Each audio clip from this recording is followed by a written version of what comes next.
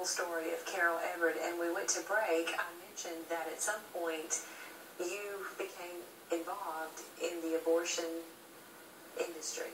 Tell us, how did that progression take place? Well, I changed everything, including my job. I went into sales, and I was selling medical supplies for a man who owned abortion clinics. And first, he just paid me a commission to get doctors to refer patients for abortions, and then he called one day and said, the director did not show up, would you go over and run the clinic? And so I walked into that abortion clinic thinking I would be there for a day, and I never left. So how did you have any mixed feelings at all, knowing what the anguish that you had gone through, and yet you pushed it down? I mean, to walk into that clinic, did you have any feeling at all? I know this is hard for us to understand today because it's so hard to understand how dark someone's life can be. But I had suppressed all those feelings. I did not talk about my abortion. I did not remember my abortion. Yet, when I got there, the easiest thing I could do was sell abortions to other women, because every time another woman had an abortion in some sick, very twisted way, if that woman was all right, then I was all right. And so selling abortions became my focus. And so it would almost justify what you did. Yes, it did, on a daily basis. And on top of that, I mean, we have to say this, but abortion, bottom line, is about one thing, and what is that? It's about money. It's about money. I changed the sales techniques, and you think abortions aren't sold. They are sold. They are marketed. They are a skillfully marketed product. And I simply changed the sales techniques used on the telephone and more than doubled the business of the man that I worked for. He wouldn't share that money with me, so I took the abortionist that I had recruited for him, and we opened our own clinic down at 1625 West Mockingbird, near Love Field, so people could fly in, have an abortion, and fly out that same day. So I would like for you, if you would, Carol, to tell some of the stories that we would never hear about what goes on inside an abortion clinic. And I'm thinking of several stories that you've shared with me in days gone by. One in particular, and that you'll never hear about, because, like you said, they don't allow ambulances to come to the front of abortion clinics. But there were some really terrible things that happened to some ladies that came for an abortion. Can you share a couple of those stories? The last 18 months, one out of every 500 women either had a hysterectomy, a colostomy, and one woman died. Okay. Did you hear that? That this is when she was doing this. One out of every 500 women either had a hysterectomy, a colostomy, and one woman died. Now let's separate that, and let's say that excludes heavy bleeding, infections, and other things. This is just the major complication of surgery or death. And you never tell the girls coming in about any of those complications. Well, they asked two questions. Has anyone ever died here? And we always knew that if anybody died, we had to get them out of the clinic before they died, so we could answer that question, no one's ever died here. Wow. And if they talked about... She's basically lying. Lying. Yeah. They're just twisting the truth. Yeah. And if they talk about complications, we would go into this is safer than childbirth. Now, there are no statistics to show the comparison between abortion and childbirth, but that's what the abortion industry even today says. Abortion is 10 times safer or 11 times safer than childbirth, whatever statistic they're using that day. Right. But there are several stories that will stick in my mind forever. And one is a girl who came in, and she was 22, and she was absolutely gorgeous, and her plan was to be a model, and she danced in all excited about getting this taken care of. And we put her on the table, and we could tell that she was 22 weeks pregnant as well. 22 years old, 22 weeks pregnant. 22 weeks, that is, I mean, a pregnancy's only 40 weeks. The third trimester starts in the 25th week. So here you are, almost the end of the second trimester.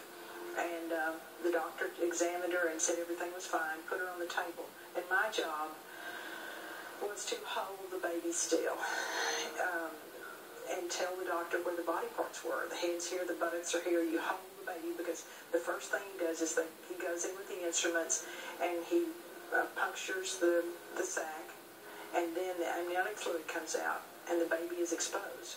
And then he goes in with forceps and takes the baby out piece by piece. And so my job was to say, this is where it is. And the first time he went in, he broke the sac. And then the second time, he pulled omentum out. Omentum is a lining of your colon, of your bowel. And so he had already punctured the uterus and was pulling the bowel out. And that abortion was over on the table. You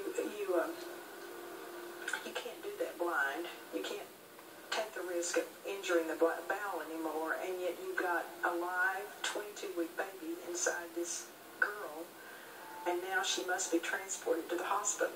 You can't finish it.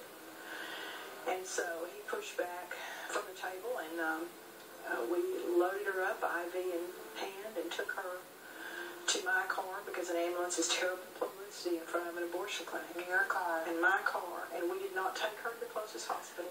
We did not take her to the hospital that would take the best care of her. We took her across town to the hospital that would take the best care of us, that would help us in the cover-up. And when I got there... And the baby's still alive. The baby's still alive. That baby's got to come out. You're going to have to take it to a hospital. They're going to see it. They're going to know what you did. They're going to know. And you're going to have to tell the truth about what happened. Because you said abortion doctors are not good doctors. People who do abortions are not good doctors. They're not going to take the best care of that woman. They're there to kill. They're not there to protect life. So when I got to the hospital, one of his doctor friends met me on the platform at the emergency room screaming, "Carol, I'm not covering up for him. I'm not covering up for him. I'm not covering up for him." And here I was. Here's the woman in the car. No, she's on a gurney now, beside me. Here I am with this woman on a gurney, and this doctor screaming, "I won't admit her." And he gets there, and he just walked over, and as I've seen him do so many times, put his hand on this doctor's neck and walked him over and calmed him down.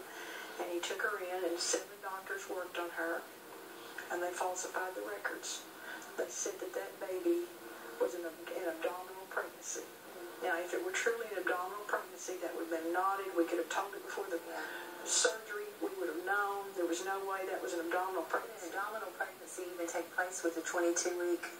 Well, it would probably been found long before that. Right. And then the doctor, the abortionist, took the baby out, put it in the disposable drapes, and curled it up so no one would ever see it, and put it in the incinerator. And they falsified the records. And then, Joni, this girl had a colostomy because her bowel had to be resectioned. So this girl whose life's plan was to be a model now had a colostomy, and her life was changed forever. Wow. Incredible, incredible. I know the other story that you tell about the young woman who died. Could you share that right quick? Yes. She came in. She was pregnant for the 3rd time. She was living with a man, was committed to him. When she came in, she was farther along than she thought, and they didn't have enough money. So, as was my job to counsel her about the money, I took her up to my office and gave her a 10% coupon so she'd get 10% off the abortion. And she still had to give her some money, so they went away and came back the next night. And when she had that surgery, she had a tremendous amount of bleeding. And I just remember there was just blood everywhere. She was, I believe, 20 weeks. And then when we moved her, they finished the procedure, and we moved her into the recovery room, and she just filled the bed with blood instantly. And that really happened about 2 or 3 times, and the doctor had plans, and so he came over and checked her, looked at her, didn't examine her, and said, just massage your fundus, the top of the uterus, and the bleeding will stop, and call me if there's anything that's really bad, and left. And after she had filled that bed several times, I tried to call him, but couldn't reach him. And she did stop bleeding, and she was begging to go home. She was in terrible pain, very uncomfortable. Her boyfriend was begging to take her home. The bleeding stopped. I couldn't reach him. Her blood pressure was still erratic, but finally I discharged her. And in the middle of the night, the boyfriend called the doctor and said, she's cramping heavily. He said, put her in a tub of hot water. He put her in a tub of hot water, and when he put her in that tub of hot water, her uterus pushed out the last little bit of blood in her body. He called the doctor back and said she stopped breathing, and he said, take her to the hospital. And she died about 6 o'clock that morning. a cervical tear that could have been sutured with a simple procedure if the doctor had really checked her. Well, stay right where you are. We'll be right back with Carol in just a moment.